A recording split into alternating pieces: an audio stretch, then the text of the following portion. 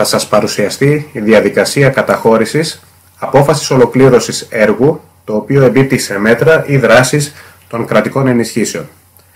Εφόσον έχετε κάνει επιτυχή είσοδο με τους κωδικούς σας στο ΟΨΑ, σας εμφανίζεται η εξής αρχική οθόνη, οπότε πιέζουμε στα αριστερά υποσύστημα έργων, κρατικές ενισχύσεις και ολοκλήρωση έργου. Για διευκόλυνσή μας μπορούμε να αποκρύψουμε το αριστερό μενού και συμπληρώνουμε το πεδίο αναζήτησης κωδικός ΟΨΑ. Και έπειτα πιέζουμε αναζήτηση. Το ΟΨΑ εμφανίζει την αντίστοιχη εγγραφή του έργου, την οποία επιλέγουμε και έπειτα πιέζουμε τροποποίηση δελτίου.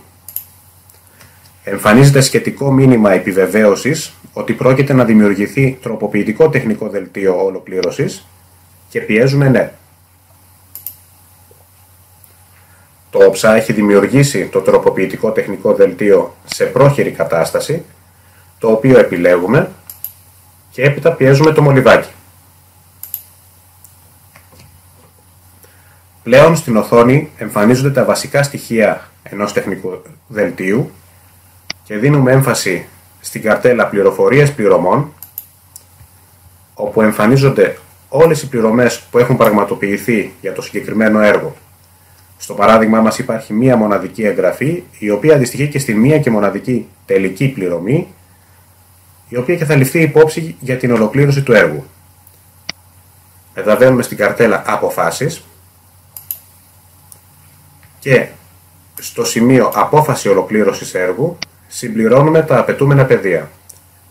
Πρώτα τον αριθμό της απόφασης, για το παράδειγμά μας βάζουμε ένα τυχαίο αριθμό, την ημερομηνία της απόφασης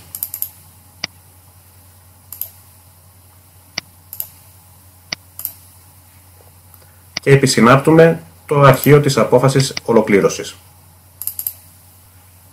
Επαληθεύουμε ότι έχουν συμπληρωθεί σωστά τα πεδία και πιέζουμε καταχώρηση.